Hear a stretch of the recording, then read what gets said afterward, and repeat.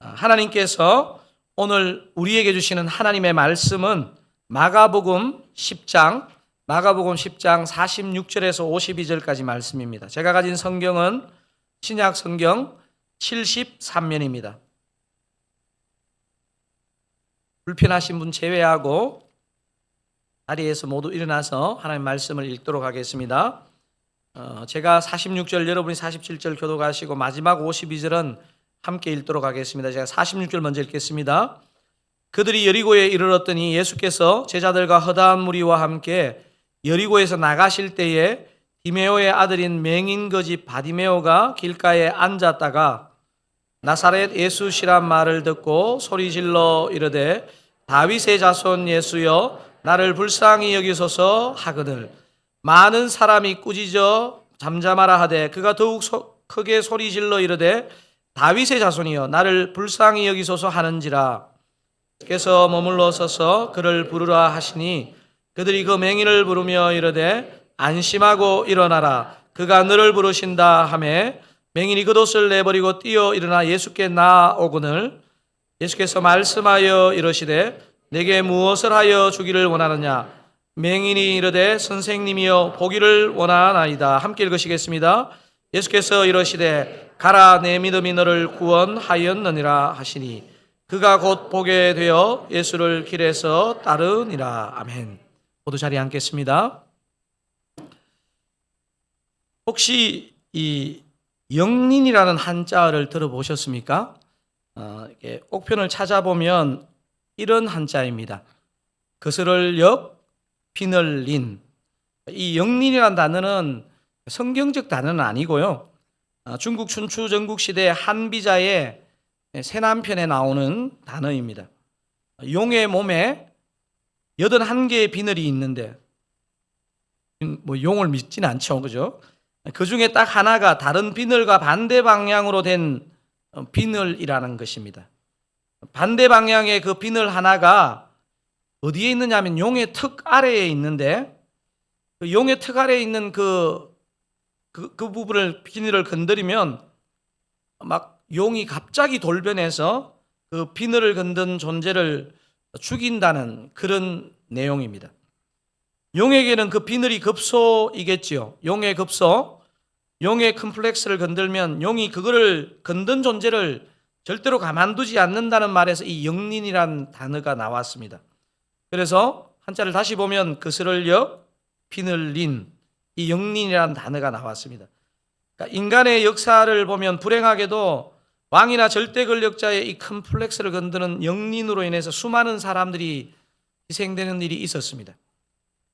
이 영린이라는 단어는 인간의 역사에만 나오는 것이 아니고 영적인 문제를 다루는 성경에서도 나오고 오늘 본문에서 이 부분이 다루어지는 것 같습니다. 용을 사단이라고 봤을 때 우리의 어떤 행동이 사단에게 영린과 같은 것일까를 본문을 묵상하면서 생각해 보게 되었는데요. 오늘 읽은 이 바디메오의 행동이 바로 사단에게는 영린과 같은 행동이 아닐까라는 생각이 들었습니다. 바디메오의 말과 행동은 사단만이 아니라 그 시대 기득권층인 유대인들의 그 심기도 건드렸습니다. 예수님이 지나가신다는 얘기를 듣고 소리를 지른 바디메오를 향해 사람들이 어떻게 반응하는지를 보면요, 이게 영린에 가깝다는 것을 알 수 있습니다. 여러분 마가복음 10장 48절 그 부분만 제가 한번 따서 읽어보겠습니다. 많은 사람이 꾸짖어 잠잠하라 하되. 바디메오의 행동은 사단으로 인해 눈이 가려진 사람들에게는 분명히 영린이지만 우리 주님에게 이 바디메오는 어떤 사람일까 생각해 보면요, 어떻게 보면 마가복음 전체에서 우리 예수님이 가장 감동한 사람이 아닐까 싶습니다. 예수님은 삶의 거의 대부분의 경우 상식적으로 움직이시지만 때로는 우리의 상식과 편견을 깨뜨리시는 일들도 하기도 합니다. 특별히 오늘 본문의 전문맥을 살펴보면요, 사람들의 상식과 편견을 깨는 내용이 연속적으로 이렇게 나옵니다. 오늘 본문을 제대로 보기 전에 큰 문맥을 한번 보실 필요가 있는데요. 마가복음은 연극으로 하면 산막으로 구성된 연극입니다.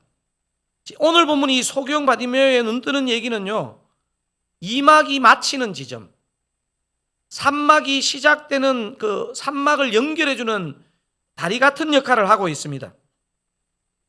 여러분, 마가복음의 2막은요, 마가복음 8장에 베세다 맹인 치유 이야기로 시작해서 오늘 본문 10장의 맹인 바디메오 치유로 끝납니다. 그러니까 마가복음 2막은 시각장애인 치유 이야기로 시작해서 시각장애인 치유 이야기로 끝납니다. 3막이 시작되는 요 본문의 다음 장인 마가복음 11장은 여러분도 잘 아시는 것처럼 드디어 예수님이 십자가 지시로 예루살렘으로 입성하는 이야기로 연결됩니다. 여러분, 위치상으로만 봐도 바디메오의 치유 이야기는 그냥 단순히 어떤 병자 한 명을 치유했다, 이게 아닌 것을 감지할 수 있습니다. 그러니까 바디메오의 치유 이야기를 다룬 오늘 본문은 그간의 예수님의 공생의 사역을 총정리하고 가장 그 사명 중에 사명인 십자가의 사역의 포문을 여는 그 지점에 있는 이야기입니다. 이 이야기 위치를 볼 때 십자가 지시로 가시는 예수님이 가장 기뻐하신 사람이 누굴까를 충분히 본문을 이렇게 문맥 속에서 읽으면 짐작해 볼 수 있습니다. 여러분, 10장에는 특별히 여러 인물들이 등장합니다. 성경을 많이 아는 바리새인도 나오고요, 재물이 많은 부자 청년도 나오지만 그들이 주님께 기쁨이 되지 못했습니다. 심지어 당황스러운 것은 3년 동안 저자 직강으로 제자 훈련을 받았지만 여전히 저급한 욕망을 드러내는 야고보와 요한, 또한 그들을 질투하는 제자들도 우리 주님께는 이 지점에서 기쁨이 아니었던 것 같습니다. 많은 사람들에게는 너무 불편한 존재, 영린처럼 비쳤지만 예수님이 정말 기뻐하신 존재는 누구냐? 오늘 본문에 바로 소경거지 바디메오입니다. 이런 문맥을 좀 이해하시면서 오늘 본문의 첫 절을 읽으면 조금 첫 절이 다르게 느껴질 수 있습니다. 46절 한번 같이 읽어볼까요? 그들이 여리고에 이르렀더니 예수께서 제자들과 허다한 무리와 함께 여리고에서 나가실 때에 디메오의 아들인 맹인거지 바디메오가 길가에 앉았다가, 지금 예수님 일행이 어디에 이르렀다가 어디에서 나가시는 것으로 표현되어 있습니까? 여리고입니다. 여리고. 여러분, 그래도 성경의 도시 중에서 여리고는 좀 익숙하시죠? 이스라엘 사람들이 절기만 되면 1년에 3차례는 기본적으로 정통 유대인이면 가는 곳이 어디입니까? 성전이 있는 수도 예루살렘이지 않습니까? 그런데 이 예루살렘으로 가려면요, 완전히 그냥 막 산을 넘어서 가는 게 아니라면요, 반드시 거치게 되는 도시가 바로 이 여리고입니다. 여러분, 저는 예전에 서울 톨게이트가 서울에 있는 줄 알았어요. 보니까 서울 톨게이트는 우리 구역에 있더라고요. 정자동에 있더라고요. 여리고는 분당 같은 곳입니다. 여리고는 세계사에서 가장 오래된 도시 중에 하나입니다. 여러분, 세계사 책을 펴보면요, 제리코라고 나오는데 그게 바로 이 여리고입니다. 예루살렘은 산악이고 여리고는 아주 낮은 지대입니다. 여리고는 물이 많고 경치가 아름다운 휴양 도시라 부자들이 많이 살았습니다. 더구나 예루살렘으로 명절을 보내러 가는 순례객들에게 돈이 많았을 것입니다. 평소 때는 가난했더라도 하나님을 예배하러 갈 때 현금과 또 귀중한 물건들을 갖고 갔을 텐데요. 그래서 오늘 본문에 이게 등장하는 맹인 거지 바디메오는요, 굉장히 이 스팟을 아는 사람입니다. 영업력이 있습니다. 영업력이. 같은 사건이 분명한 것 같은데 여러분, 마태복음에서는 혹시 맹인 몇 사람으로 나올까요? 마태복음에는 맹인 2사람으로 이 본문이 표현되고 있습니다. 그런데 마가복음이나 누가복음은 아무리 읽어봐도 이 바디메오 한 사람만을 언급합니다. 이게 어떻게 된 것이죠? 아마도 마가나 누가는 분명히 2거지가 있었을 텐데 이 한 거지에 집중한 것 같습니다. 한 거지가 믿음이 좋았던 것 같아요. 이름이 뭐라고 소개되고 있습니까? 바디메오. 여러분, 앞으로 히브리어에서요, 바 이렇게 나오면 아들이란 뜻입니다. 자손이란 뜻입니다. 그러니까 바디메오는 디메오의 아들이라는 의미입니다. 그러니까 미국 사람들도 보면 존이라는 사람이 이름이 너무 좋으면요, 그 어떤 사람이 윗대에서 우리는 이제부터 성이 존슨이다. 슨, 피러슨, 탐슨. 그래서 선이 많거든요. 이게 이제 약간 이런 전통에서 나온 것 같아요. 본문은 그를 어떻게 소개합니까? 두 가지를 소개하고 있죠. 맹인, 거지. 사실 우리가 요즘은 뭐 시각장애인이라는 표현을 쓰지 맹인이라는 단어를 잘 안 쓰는데 성경은 그렇게 번역했습니다. 보수적인 유대인들은요, 문둥병, 맹인 등은 하나님의 저주를 받은 사람으로 취급합니다. 뭐 사회가 이렇게 보수적이니까 이 사람이 거지로 안 사는 게 이상한 거죠, 사실은. 뭐 할 수 있는 일이 없지 않습니까? 하지만 예수님의 눈에는요, 오늘 사람들에게 이렇게 천시받는 사람이 얼마나 이 예수님께 감동을 주는지를 오늘 여러분과 함께 살펴보기를 원합니다. 자, 오늘 그래서 제가 주제를 이렇게 한번 잡아봤습니다. 사람들에게는 영린 같은 바디메오가 예수님의 기쁨이 된 이유, 이렇게 해서 첫 번째로 여러분과 살펴보고 싶은 내용은 이렇게 정리했습니다. 한번 1번 읽어볼까요? 바디메오는 예수님이 누구시고 바디메오가 뭐를 알았다고요? 예수님이 누구시고 자신이 누구인지를 정확하게 알았습니다. 여러분 47절에서 사람들의 소리를 들은 바디메오의 반응을 제가 한 번 더 읽어보겠습니다. 나사렛 예수시란 말을 듣고 소리질러 이르되, 나사렛 예수라고 들었는데 지금 뭐라고 지금 하고 있습니까? 다윗의 자손 예수여 나를 불쌍히 여기소서 하거늘. 지금 무리들은 예수를 어떻게 부릅니까? 나사렛 예수. 나사렛 예수는 어떤 의미일까요? 엄청 무시하는 말입니다. 시골떡이라는 말입니다. 나사렛에서 무슨 선한 것이 나올까? 바디메오는 무시의 뉘앙스, 나사렛 예수로 듣고 뭐라고 고백하죠? 다윗의 자손 예수로 고백합니다. 이게 놀라운 지점입니다.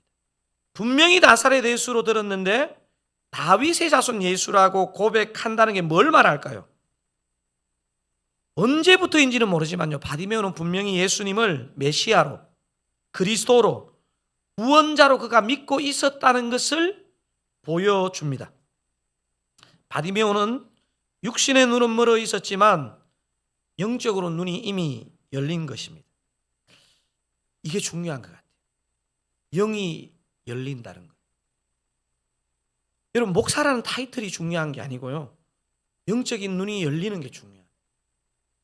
여러분, 오늘 이 예배 가운데도 여러분 혹시 한 주간 동안 너무 바쁘고 정신없어서 영의 눈이 닫혀 있었다면요, 오늘 이 시간 여러분의 영의 눈이 열리기를 바랍니다. 저는 참 희한하게 신앙생활을 시작한 것 같아요. 남들이 신앙생활을 쉬는 고3 때에 교회를 다니기 시작했습니다. 그리고 그때 저는 분명히 예수를 만나지 못했습니다. 예수님을 인격적으로 만난 것은 대학교 1학년 아마 1학기가 마치기 전이었던 것 같아요. 제가 서울 유학할 때만 해도 적당한 시점이 되면 교회를 다니지 않을 심산이었습니다. 제가 보니까 이 종교는 내가 아직까지 구주를 만나지 않았는데 왠지 한 발이 빠지면 두 발이 다 빠질 것 같은 그런 불안한 감이 있었어요. 그런 저에게 주님이 누구를 준비해 주셨냐 하면 같은 과의 친구인데요, 중3 때 해외 선교사로 헌신한 친구입니다. 이 친구는 중3 때요, 자기 삶의 목적이 분명했습니다.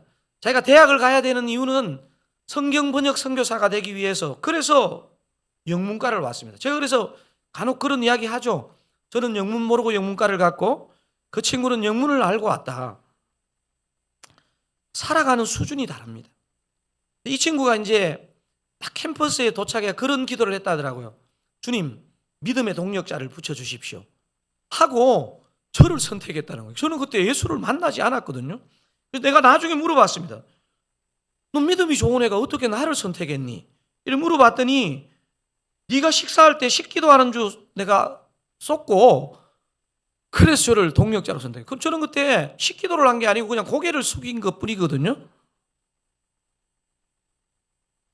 그 친구가 제가 예수를 제대로 만나지 않았다는 걸 알고 여러 차례에 걸쳐서 복음을 소개했습니다.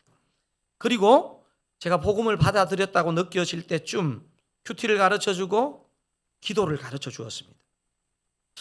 하지만 제가 생각해도 제 삶이 안 바뀌고 있다는 것을 느꼈습니다. 제가 영문과를 다닐 때 저희 과 안에 여러 학회라는 게 있었는데 제가 서양 철학반에 들어가서 활동을 하고 있었습니다. 당시 학회는 시국이 어수선했기 때문에 순수 철학을 하는 게 아니고 이게 결국은 어떤 운동적인 시각에서 책을 보고 서적을 읽었습니다.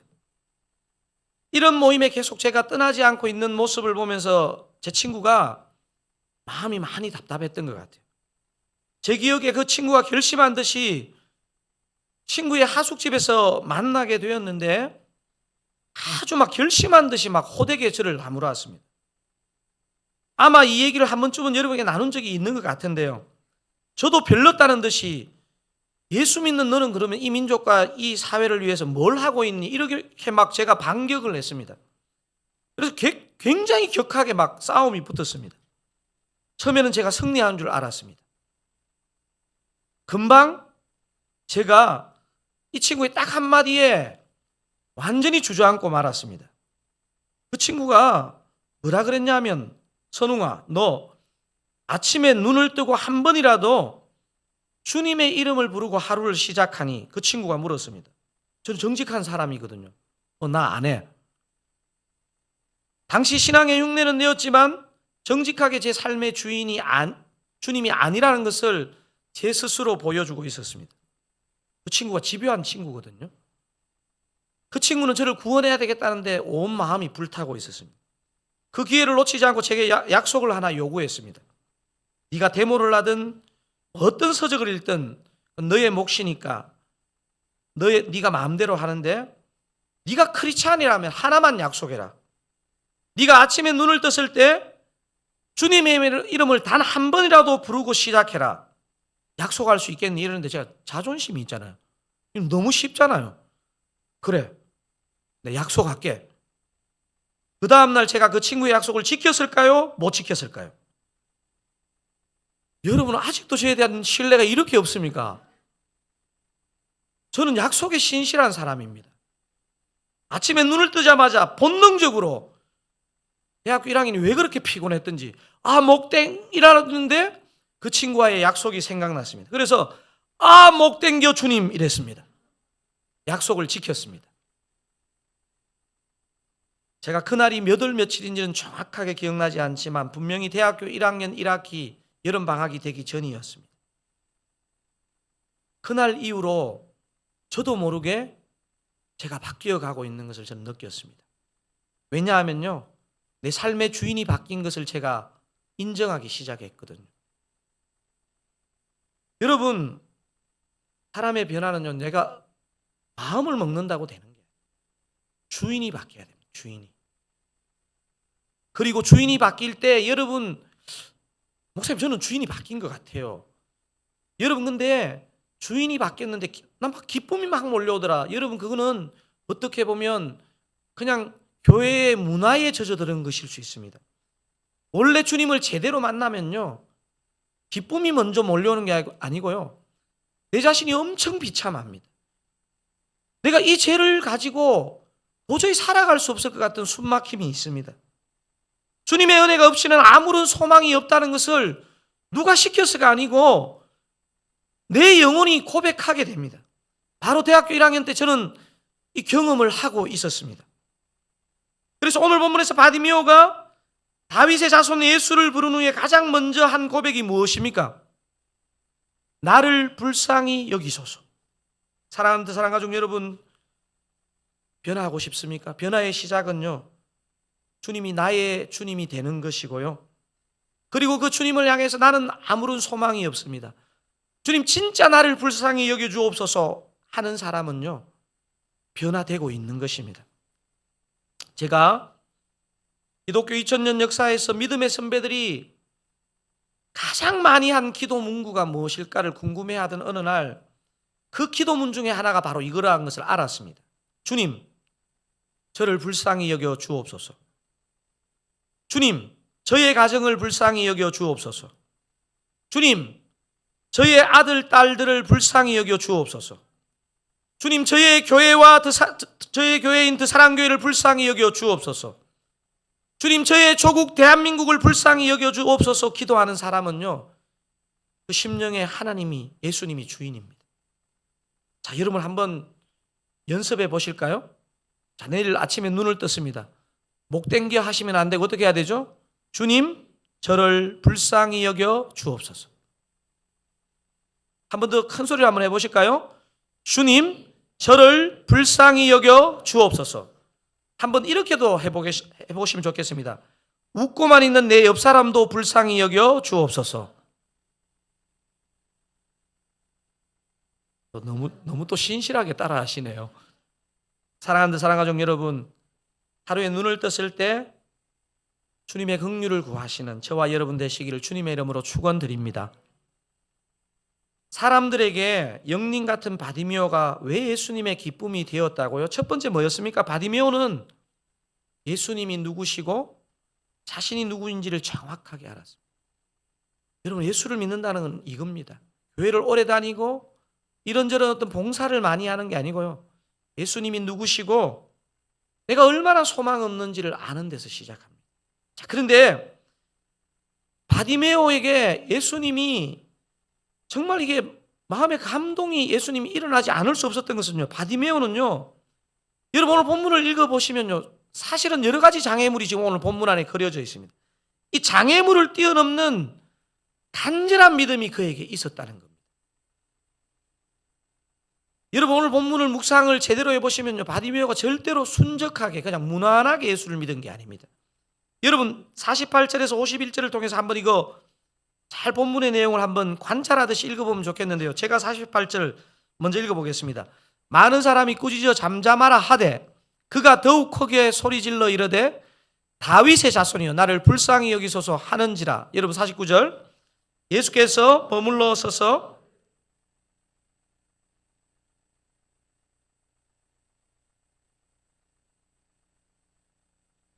맹인이 겉옷을 내버리고 뛰어 일어나 예수께 나아오거늘 예수께서 말씀하여 이르시되 내게 무엇을 하여 주기를 원하느냐?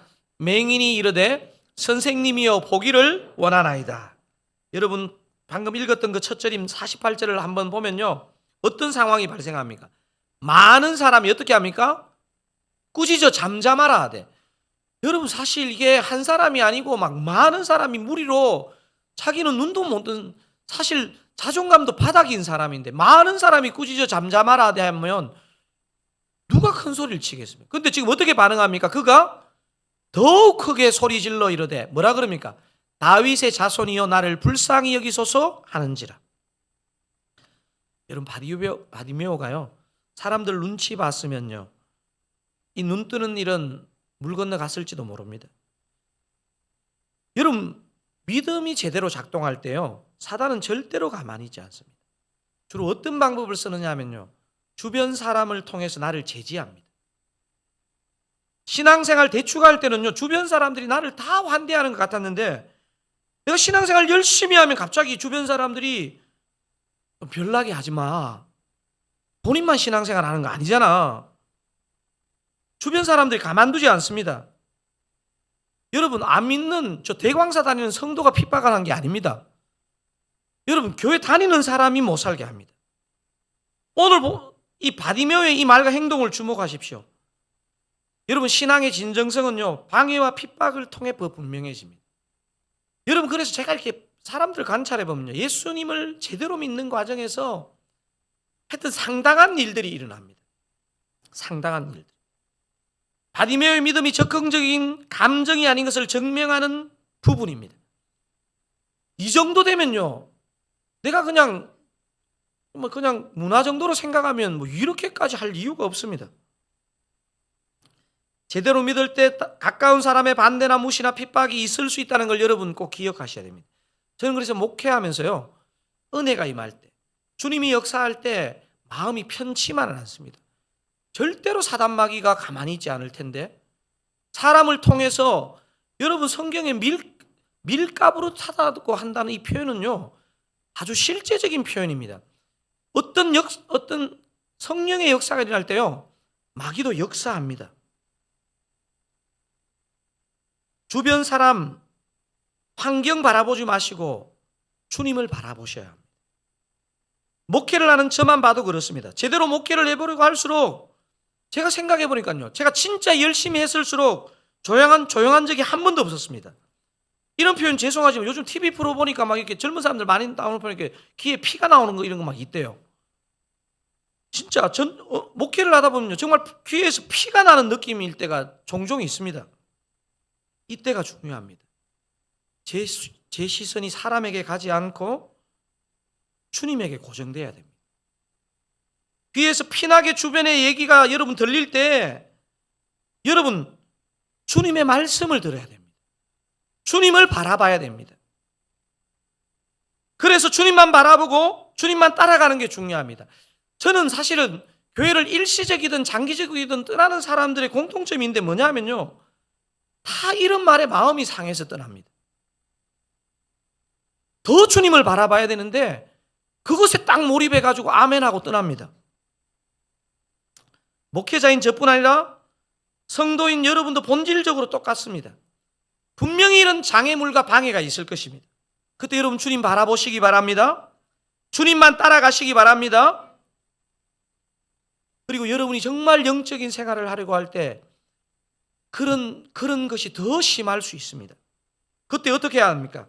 사람 쳐다보고 사람 소리 들으면요, 마음이 흔들려서 신앙생활 할 수가 없습니다. 그렇다고 어떤 사람은 또 옆에 옳은 소리 하는데도 전혀 듣지 않고 난 오직 주님만 바라본다. 그런 사람은 좀 들어야 됩니다. 이런 표정이 도대체 어떡하라는 얘기예요? 잘 하세요 그냥. 그런 주변 소리 가운데 주님의 소리를 듣고 정말 주님을 바라보고 주님을 따라가시는 저와 여러분 되시기를 주님의 이름으로 축원드립니다. 바로 오늘 본문의 바디메오가 그랬습니다. 여러분 이 정도 되면 주눅 들지 않겠습니까? 근데 더욱 소리 질러 다윗의 자손이여 나를 불쌍히 여기소서. 예수님이 분명히 저는 감지하고 있을 테지만요, 이 모습을 보면서 주님이 감정이 있는 인격체잖아요. 어떻게 이 사람에게 멈추지 않을 수 있겠습니까?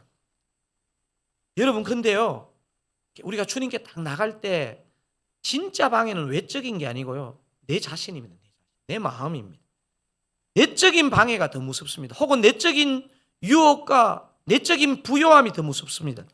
여러분 마가복음 10장 50절은요 맹인이 그냥 예수께 나아갔다 이렇게 해도 되는데요, 굉장히 자세하게 묘사합니다. 제가 읽어보겠습니다. 맹인이 무엇을 내버리고 겉옷을 내버리고 뛰어 일어나 예수께 나아오고는. 여러분 이 본문을요, 야 진짜 기쁘니까 그냥 겉옷을 내어버렸구나 이렇게 생각하시면 이 본문을 정말 잘못 이해하는 것입니다. 우리 이 시대의 겉옷이 아닙니다. 여러분 집에 막 옷장에 쭉 겉옷 걸려있는데 그 중에 하나가 아닙니다. 이 지금 맹인이요 거지인 바디메오에게 겉옷은요 유일한 옷이고요, 영업시간에는 영업 판매대입니다. 그리고 추운 팔레스타인 밤에는요 생명을 보호하는 이불과 집입니다. 제가 캘리포니아에 잠시 살 때 보니까요, 그렇게 더운데 외출할 때 다 잠바를 갖고 나가더라고요. 처음에 저는 몰랐습니다. 제가 몇 번 한번 오들오들 추워 보니까요 갖고 가게 돼 있더라고요. 밖은 햇빛이지만요 그늘만 들어가면 춥습니다. 그러니까 바디메오에게 이 겉옷은요 그냥 집어 던져도 되는 게 아닙니다. 생명의 담보물이고 그의 재산의 전부입니다. 그러니까 겉옷을 내어버렸다는 것은요, 예수님 당신이 가장 소중합니다. 당신이 없으면 제가 못 삽니다. 이 상징입니다. 상징. 더 이상 거지로 돌아가지 않겠습니다. 정말 주님을 따라 살고 싶습니다. 이 간절한 표현이 바로 겉옷을 내어버리고입니다. 여러분 근데 자신의 생명과도 같은 겉옷을 내어버린 바디메오를 보신 이 예수님의 마음이 어떠했을까요? 저는 이런 구절을 보면요 이런 상상이 돼요. 주님이 당신이 직접 준비한 겉옷을 준비하셨을 것 같아요. 갈라디아서 3장에 보면 이런 표현이 있습니다. 26절 27절에 보면 너희가 다 믿음으로 말미암아 그리스도 예수 안에서 하나님의 아들이 되었으니. 여러분 27절 같이 읽어볼까요? 누구든지 그리스도와 합하기 위하여 세례를 받은 자는 그리스도로 옷 입었느니라. 아멘. 여러분 지금 뭐 육신의 옷도 입고 있으시지만요, 여러분은 그리스도의 옷을 입은 자입니다. 그리스도가 옷을 입혀준 자입니다. 저와 여러분은 세상의 옷을 벗고 그리스도의 옷 입은 자인 줄 여러분 믿으시기 바랍니다. 예수님이 여리고를 떠나 예루살렘으로 가시는 것이 마지막이라는 걸 마치 다 아는 바디메오처럼, 바디메오가 정말 이 길이 마지막이라는 것을 알았는지는 모르겠습니다. 하지만 바디메오는 이 기회 말고는 없다, 이런 마음으로 위협이고 체면이고 자신의 생명인 겉옷이고 다 내버리고요, 예수님께 달려갔습니다. 여러분 이런 걸 보면 여러분 이런 시험 들 필요 없습니다. 신앙은 이렇게 무대뽀냐? 이거는 신앙의 무대뽀임을 얘기하는 게 아니고요, 신앙에 있어서 이거 얼마나 가장 중요한가를 보여주는 것입니다. 가장 중요한 가치를 얻으면요, 나머지는 내려놓게 되어 있다는 것입니다. 바로 안문맥에서 예수님의 사랑하는 제자인 야고보와 요한에게 이 지금 바디메오에게 했던 동일한 질문을 했습니다. 이 두 제자에게 뭐라고 했느냐면요, 내게 무엇을 하여 주기를 원하느냐? 내게 무엇을 하여 주기를 원하느냐? 야고보와 요한이 뭐라고 대답했을까요? 요 본문에 지금 안문맥이거든요. 마가복음 10장 37절 한번 같이 읽어보겠습니다. 여짜오되 주의 영광 중에서 우리를 하나는 주의 우편에 하나는 좌편에 앉게 하여 주옵소서. 3년을 예수님 따라다녔는데, 여러분 이런 거 보시고 무시하시면 안 됩니다. 어떻게 3년을 따라다녔는데 이 모양이냐, 이렇게 보시면요, 우리 자신을 파악을 못하는 것입니다. 제가 보니까요, 우리가 주님 나라 가는 날까지 목사든 뭐 집사든 성도든 다 이 싸움입니다. 자기가 존중받지 못하고요, 자기가 이렇게 어떤 첫째가 되지 못하고요, 자신이 대접받지 못하면요, 다 뒤집어집니다. 제가 그래서 목회하면서 가지는 다짐이 뭐냐면요, 이분이 무시받는 느낌이 되지 않도록 하는 게 이게 가장 어려운 것 같아요. 왜냐하면 이 지점에서 다 넘어지거든요. 목사님 저는 아닌데요, 제 시험 해볼까요? 입술로는 예수님을 주님으로 부르지만요, 사실은 냉정하게 3년 동안 예수님 따라다닌 제자들은요, 예수님을 성공의 도구로 이용했습니다. 저를 우편에, 얘를 좌편에, 아니면 저 멀리. 이런 자에게 예수님이 대답하십니다. 너희는 너희가 구하는 것을 알지 못하는도다. 제가 목사지만 정신없는 기도를 할 때가 한 번씩 있을 거 아니에요? 그러면 정말 주님이 저에게 이러시는 것 같아요. 너는 너가 구하는 것을 알지 못하는도다. 진짜 너에게 이게 필요하니? 행인거지는 예수님의 질문에 뭐라고 답합니까?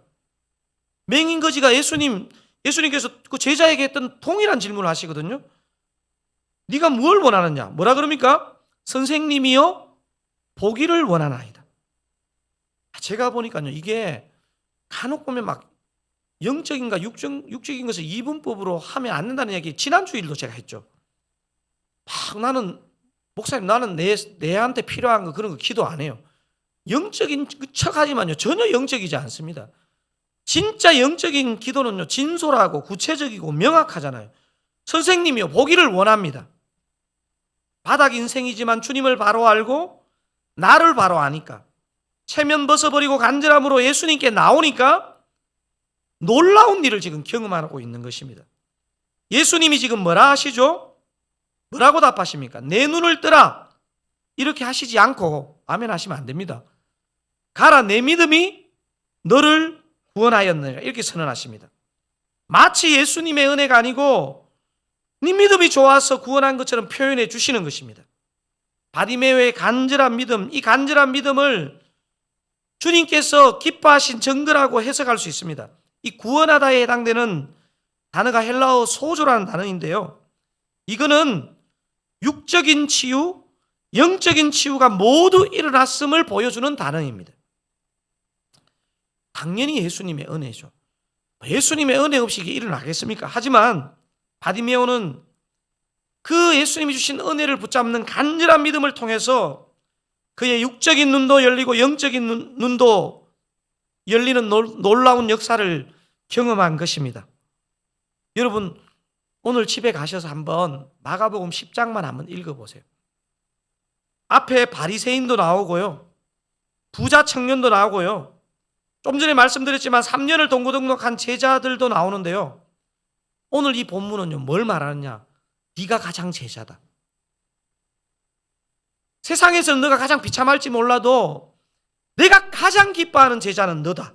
지금 이야기를 하고 있습니다. 그래서 제가 오늘 설교 제목을 제자 중 제자 이렇게 붙이고 싶었습니다. 사실 오늘 바디메오의 치유가 너무 중요하지만요, 더 중요한 표현이 오늘 본문 가장 마지막에 기록되어 있습니다. 여러분, 사실 이 본문을요, 예수님이 눈을 뜨게 해줬네, 이렇게 마치면요, 여러분 오늘 본문에서 봐야 될 거 10%만 보고 90%를 놓친 겁니다. 오늘 본문의 핵심은요, 마지막 52절에 있습니다. 같이 한번 읽어보겠습니다. 예수께서 이르시되 가라, 내 믿음이 너를 구원하였느니라 하시니 그가 곧 보게 되어 예수를 길에서 따르니라. 지금 그가 곧 보게 되어 어떻게 했다고 합니까? 예수를 길에서 따르니라. 이게 제가 보니까요, 마태복음, 지금 마가복음, 누가복음에 이 사건을 기록하고 있는데요, 이 표현은 세 본문 다 기록했어요. 예수를 길에서 따르니라. 조금 표현은 다릅니다. 여러분, 우리가 많은 신앙인들의 불행이 뭐냐면요, 문제 해결되고 나면 예수님을 멀리한다는 것입니다. 문제가 해결되고 나면 예수님을 떠난다는 사실입니다. 여러분, 목사에게 최고 큰 괴로움이 뭔지 아세요? 이분의 이 어려움을 두고 간절하게 기도했는데 어느 시점에 보니까 이 문제는 해결되는데 이 영혼이 주님으로부터 멀어져 있는 것을 볼 때입니다. 여러분, 문제 해결보다 더 중요하고 더 영원한 가치가 있는 것을 오늘 본문은 보여줍니다. 그가 곧 보게 되어 어땠다고요? 예수를 길에서 따르니라. 그래서 사람들에게 영린 같은 바디메오가 예수님에게 진짜 기쁨이 된 이유, 여러분 첫 번째, 두 번째는 좀 희미해졌을지라도요, 세 번째는 반드시 붙잡아야 됩니다. 이렇게 정리할 수 있습니다. 바디메오는 누구를 따라가는? 예수님을 따라가는 진정한 제자가 되었습니다. 부사를 하나 붙이면요, 바디메오는 예수님을 끝까지 따라가는 진정한 제자가 되었습니다. 많은 성경학자들이요, 많은 신학자들이요, 이 바디메오가 초대교회에 굉장히 중요한 지도자가 되었다는데 이야기를 공통하고 있습니다.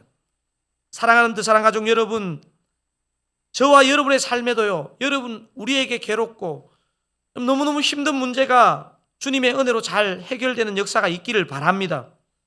그게 병이면요, 병이 치유되고, 가정의 문제면 가정이 치유가 되고, 인간관계의 문제면 인간관계의 문제가 치유되기를 진심으로 바랍니다. 하지만 더 중요한 것, 더 영원한 것은요, 그 문제를 해결한 주님을 끝까지 따라가는 것입니다. 그래서 오늘 구절에서 우리가 잊지 말아야 할 구절은 바로 이것입니다. 그가 곧 보게 되어 예수를 길에서 따르니라. 그가 곧 보게 되어 예수를 길에서 따르니라. 저는 10장 마지막 구절에 이렇게 마친다는 게 너무 좋습니다. 같은 마가복음 10장 조금 앞에 문맥인 22절에 주님을 그렇게 찾았던 부자 청년의 마지막과 오늘 본문이 딱 대조를 이룹니다. 한번 같이 한번 비교하면서 한번 읽어볼까요? 여러분, 마가복음 10장 22절 한번 읽어보겠습니다. 그 사람은 재물이 많은 거로 이 말씀으로 인하여 슬픈 기색을 띠고 근심하며 가니라. 아직 넘기지 마시고요. 이게 얼마나 슬픈 일입니까? 재물이 아무리 중요하지만 자기 목숨보다 중요하겠습니까? 이 말씀으로 인하여, 예수님의 말씀으로 인하여 슬픈 기색을 띠고 근심하며 예수님으로부터 떠납니다. 자, 마가복음 10장 52절, 우리 읽었던 구절인데요, 믿음의 고백처럼 큰 소리로 한번 읽어보겠습니다. 예수께서 이르시되 가라, 내 믿음이 너를 구원하였느니라 하시니 그가 곧 보게 되어 예수를 길에서 따르니라. 아멘. 진짜 구원을 받은 자, 진짜 치유를 받은 자는요, 예수님을 끝까지 따르는 자인 줄로 믿으시기 바랍니다. 사랑하는 사랑가족 여러분, 저와 여러분이 주님으로부터 치유도 받고 문제도 해결받으시고 끝까지 예수님을 따라가시는 여러분 되시기를 주님의 이름으로 축원드립니다. 제가 어제 이 설교를 마치고요, 저와 여러분이 주님 앞에 우리는 잘 까먹잖아요. 그래서 이번 한 주를 살 때 주님 뭘 기억하면 좋겠습니까 하는데요, 그 CCC 설립자이신 김중근 목사님의 백문일답 많이 들어보셨을 거예요. 그죠? 아마 작년인가 이찬수 목사님도 해운대에서 나라를 위한 집회하실 때 이 백문일답 이것으로 하시는 걸 봤는데요. 자, 제가 질문하면 여러분이 뭐라고 답해야 하죠? 예수 그리스도. 여러분 얼굴 표정이 그럼 100가지 다 물어요? 지금 시간 많이 됐는데 제가 지혜가 있는 사람이잖아요. 14가지만 뽑았습니다. 제가 큰 소리로 질문할 테니까 여러분 정말 확신을 가지고 힘있게 예수 그리스도라고 대답해 주시기 바랍니다. 자, 여러분 준비되셨죠? 일부 예배 때 보니까 막 졸리게 하시던데 제가 힘있게 질문하겠습니다. 우리 인생의 주인이 누구입니까? 우리 삶의 이유가 무엇입니까? 우리 손을 이렇게 뻗어가 한번 해볼까요? 우리가 여기에 왜 있습니까? 목소리 너무 약해요. 여러분의 인생 목표는 무엇입니까?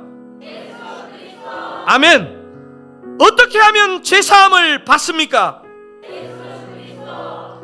영원한 생명을 어떻게 얻을 수 있습니까? 병든 사람에게 전해줄 메시지는 무엇입니까? 나쁜 사람이 좋게 되는 최대의 비결은 어디 있습니까? 누가 우리의 아픔을 아십니까? 우리를 죽도록 사랑하시는 그분의 이름은 누구십니까? 우리가 죽도록 사랑해야 될 그분은 누구입니까? 우리의 영원한 찬송의 주인공은 누구십니까? 우리가 목소리를 높여 외쳐 찬양해야 할 분은 누구십니까? 다 왔습니다. 마지막입니다. 이 시간에 바로 이 시간에 찬양해야 될 그분은 누구십니까? 아멘.